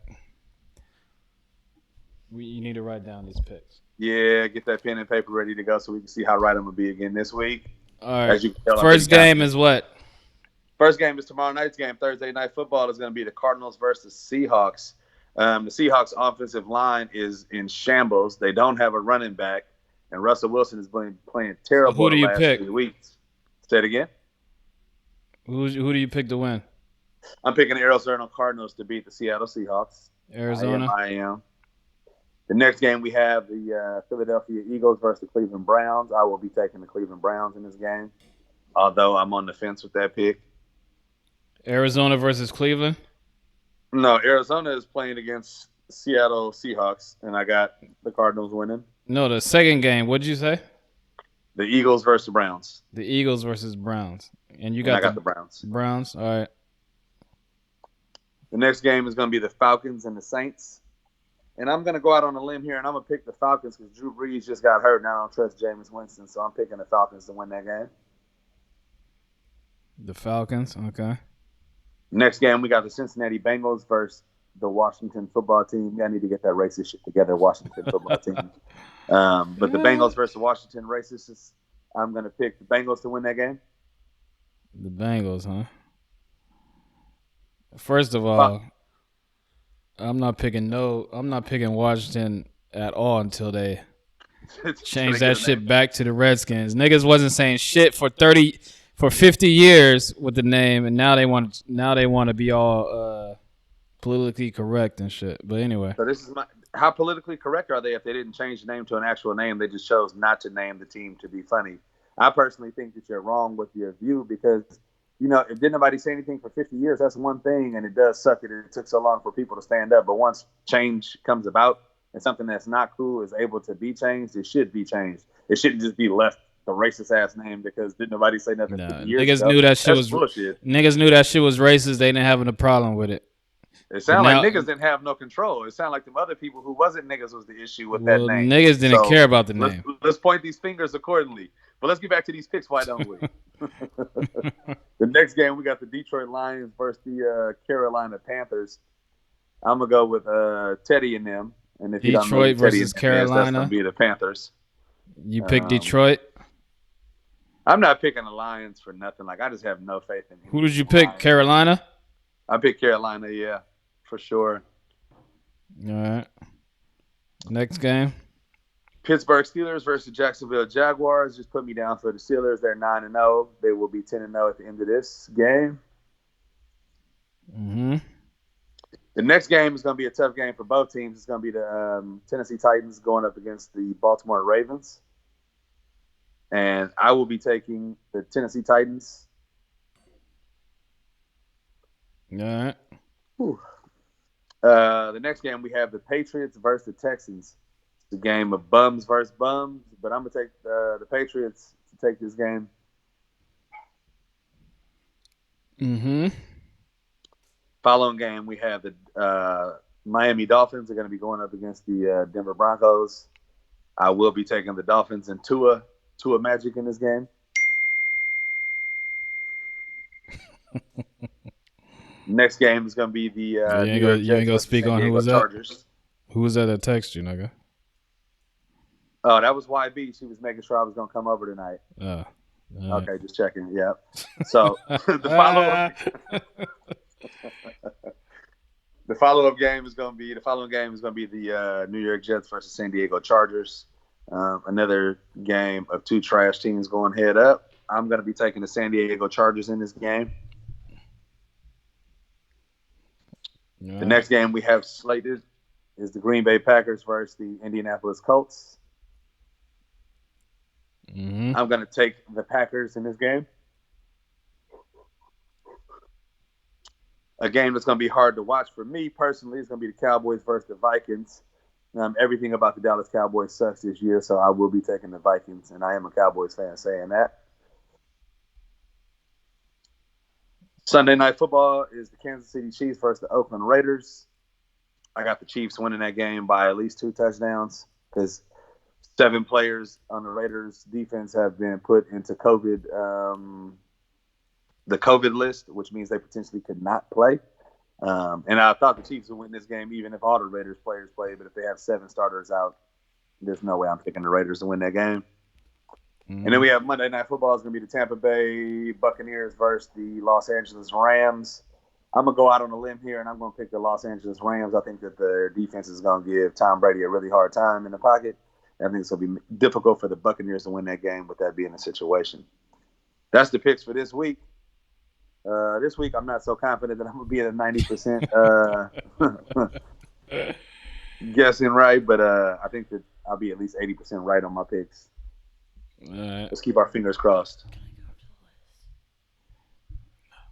I see you got an additional co-host there with you guys. No, she just additional. She's basically an assistant. She's writing down all your picks. But we go get into those next week. We go we go see if you was as spot on as you were this week. I might give it. I kind of give it to you. You, if I was a betting man, I would have listened to you last week, but I didn't. You know what I'm saying? You kinda, huh? I need more credit. Kinda, man. Out of like 14 games, you only missed 2. So that's good Pretty views. solid. Pretty solid. That's what I do. Free vision. It's there. Screw the 20/20 vision. Got the free vision, baby. Anything else to report before we leave? Nah, I think that's it right now. The sports tip is kind of slow this week. Hopefully Klay Thompson isn't too hurt, and hopefully my picks come back money again next week so that you can bet some money on my third week's picks and we can both cash out. All right, well, thank you, Ron. Everybody go to Freed Vision if you want any type of photography. He's like one of the top photographers in the Bay Area. He's affiliated with Everyday Celebrity Media Company. You know what I'm saying? Reach out to him. Reach out to me. If you can't reach out to him, I'll patch you through. And he is the sports reporter for Everyday Celebrity Media News Live. And we will tap in next week. Peace, y'all. Yep.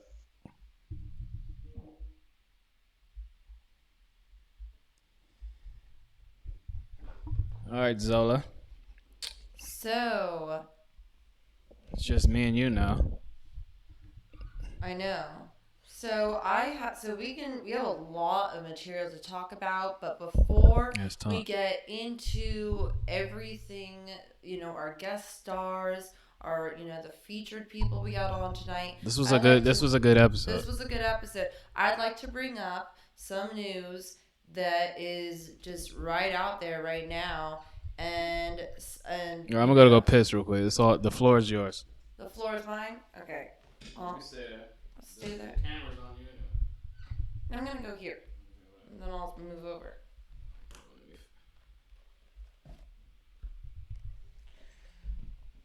So, I want to know your response, though. I want to know your response. So I'm just going to talk about what's been going on, and then I'll put these out, I guess.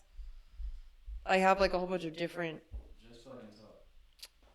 Fine.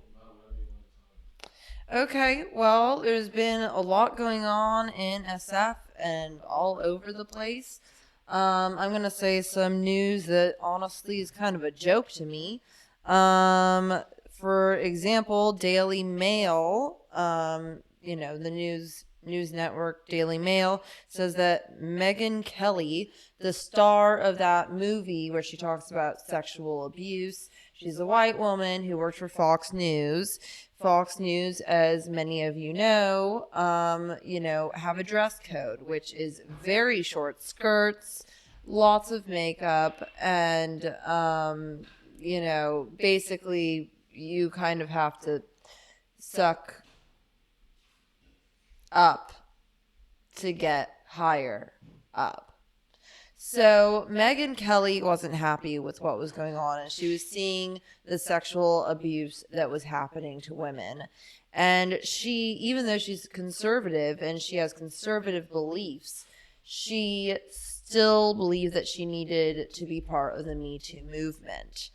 So, I have mixed feelings about Megyn Kelly. I, respect that she, was part of the Me Too movement, even though it must have been really hard being, a commentator and reporter for Fox News, which goes against the Me Too movement and anything like that. So, I can see that, she has done some good things, but at heart, she is still a conservative. And of course, she says that she's leaving New York because far left schools have gone off the deep end. Now, I don't know exactly what she's talking about. We all know that, Joe Biden is going to be our president. He was elected president. Trump is trying to say that it's all a fraud, which he's been planning for a very long time. But basically, Megyn Kelly was, a supporter. I don't think she was a supporter of Trump, but she's a supporter of kind of more conservative school planning, which means privatizing the school system. Now, this isn't something that I think I think the majority of the population cannot afford private schools. So privatizing the school sector, the public school sector, would be a catastrophe. And now we're going to be talking together. So I just had one piece of news. Don't have much to say beyond that, just to say, remember, Megyn Kelly, she did some good things, but she is a conservative at heart, and she agrees with Betsy DeVos on her policies, which is to privatize the public sector, which many people know would, just create more disparity, create more ignorance, disparity in knowledge, not enough opportunities, and overall ignorance, which is what is dividing this country today. So that was one thing.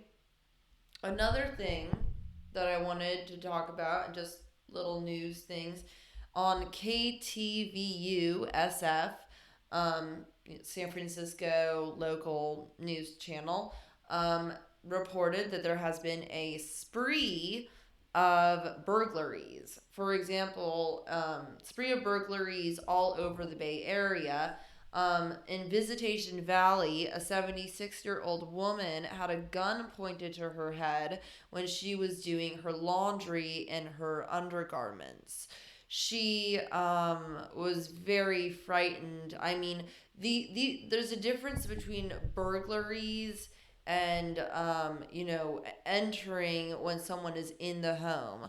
When there are people who will wait and make sure no one's in the home before they come in and burglarize. But then it can as we all know, these situations turn violent very quickly. When you have the owners of the house inside and it's their property. We had another burglary in Bernal Heights, which is actually where I live, and both it was a husband and wife who owned the house, and both of them I think are reported to be okay, but they were asleep in their homes and woke up to burglars that were rampaging their house. So keep your doors locked, people. I think that, this might be because of the economy. I mean, a lot of people are in a really hard place.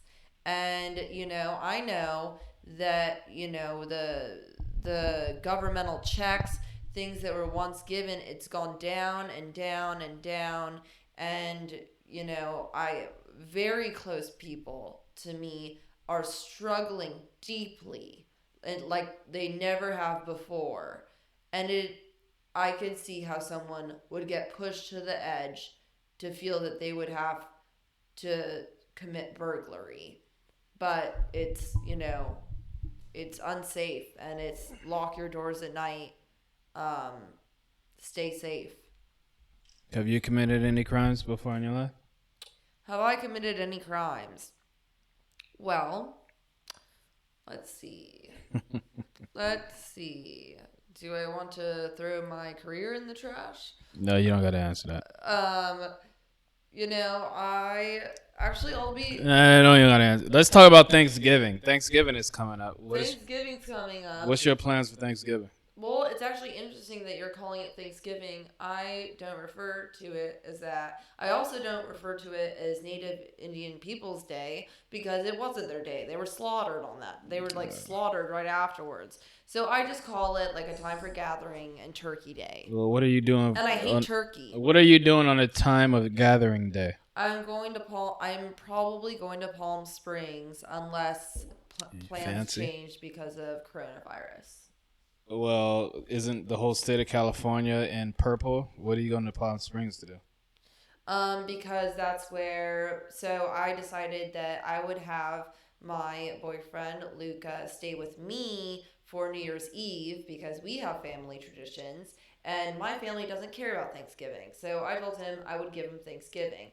So his parents always go to Palm Springs because that's where their grandmother, where his stepfather / father, his wait. His what? My boyfriend stepfather's father.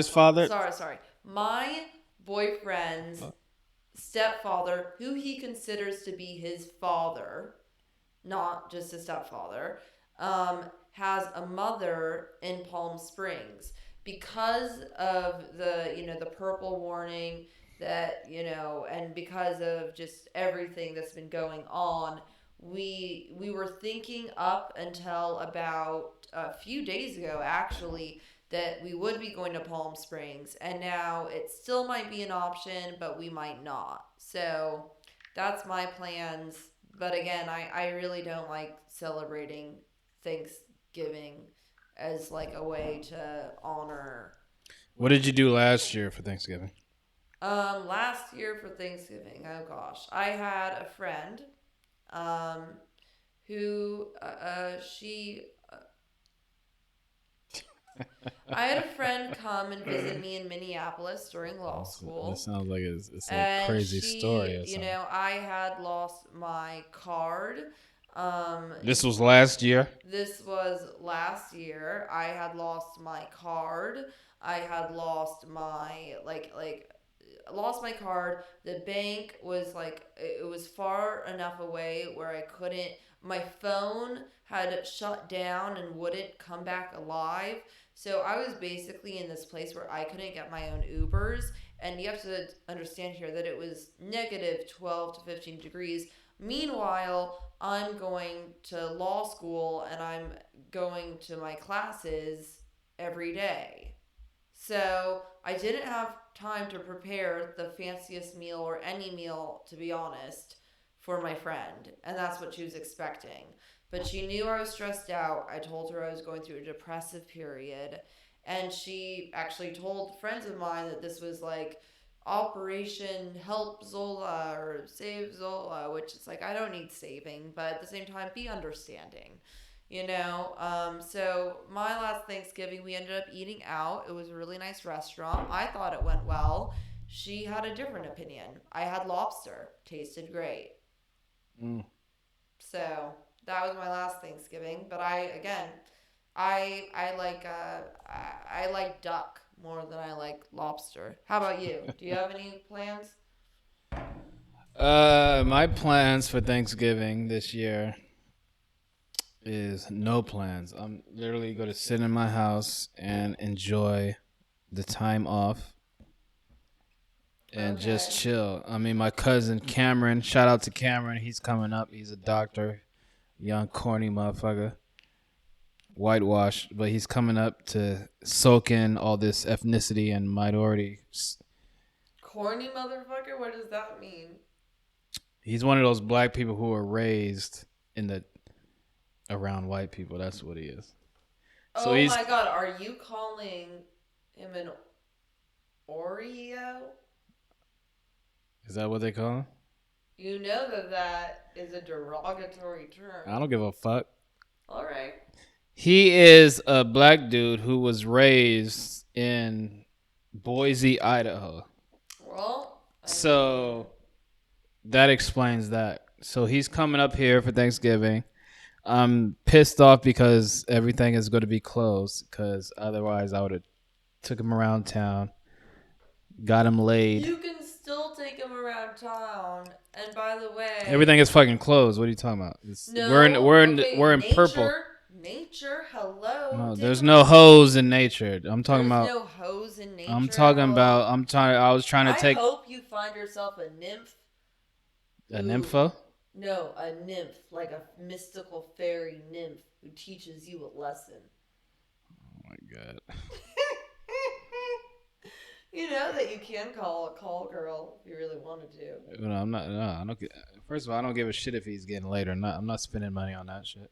I'm just saying, if the bars were open, we would go to bar hop around Oakland and San Francisco. Some bars, but everything is closed. Some bars are open. No, we're in purple, which means everything is closed. That's not true. The bar in my neighborhood just opened. What bar is this? Wild Side West. It's outdoors? It's outdoors. They only have the outdoors available. It's a actual bar? It's a bar. It's called Wild Side West? Wild Side West, they don't serve food. Bar. It's just strictly alcohol. Strictly alcohol. Full bar. Wild Side, okay. So, and they have a nice garden, but you better get in quick if you want to. Well, people on Thanksgiving try to be with their families, so I don't know if not out here. No one out here is like, it's a bunch of young people who are not with their families. Like, no one really gives a fuck about Thanksgiving nowadays. Well, yeah. It's just a fucking another no day. one really cares. My parents don't care. I don't care. No one cares really. I mean, I like, getting together with people I love, but I don't want to do it because of something horrible that happened that we're calling like a good thing. Like, I mean, anyway, we already all know that. But basically, I mean, yeah, if you want to go out, you'll find a way, but you gotta find your way.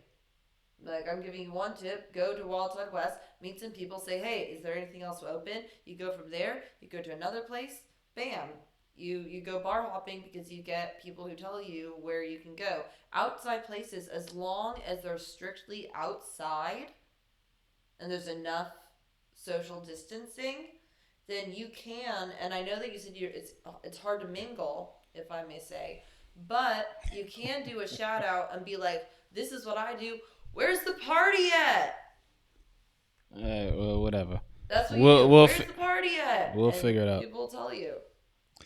All right, well, ladies and gentlemen, this was Everyday Celebrity News for Wednesday, November 18th. Zola, do you want to give any last words? Do you Yes. want to shout out anybody? Yes, I would. I would like to shout out to Anastasia for calling in. I love to hear different perspectives.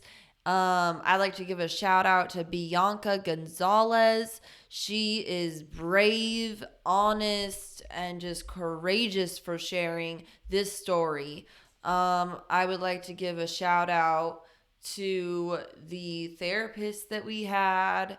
I think, just Brooke, she was amazing. It was hard to hear her at some points, but she gave some excellent advice. And generally, I just like to give a shout out to our listeners that are out there. I know that we have, a good amount of listeners, and, spread the word. We're just trying to get everyone's opinion out here. We're growing, we're expanding, we're learning. So come and learn with us. Come and expand with us. Be in the know. Because you know that the first person to know about the up and coming has that kind of right to say that, So start listening. And any other shout outs?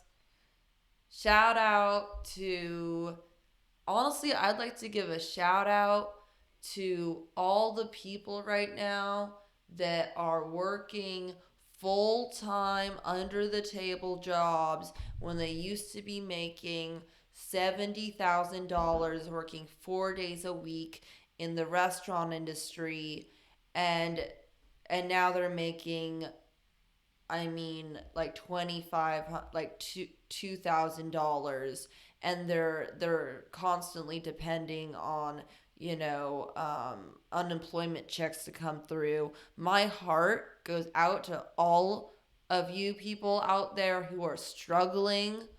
Like, I pray for you. I send good vibes your way. Shout out to you, because every day that goes by, every day that you're here and you're making it and you're striving, just know that it will get better.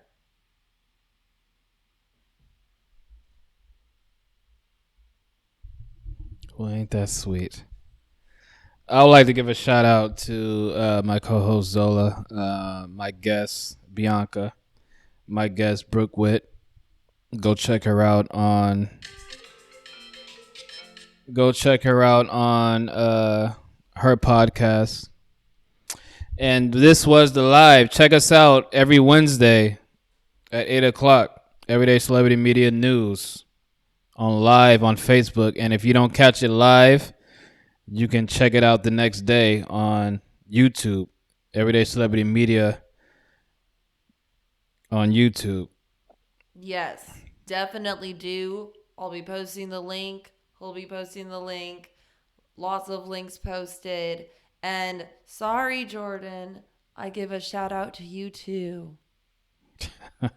Shout out to Jordan for making this whole thing work, doing all the tech, doing everything, learning it all on his own. Yo, we grown. I mean, we got a few hiccups tonight, but also get your merch. If you see this shirt, these are unisex shirts. So Shirts. yeah, Right here. get these shirts, everydaycelebritymedia.com. They're only $20. Support the movement, support the company. Support the company, please. And yes, thank you. See you next week. Good night, all.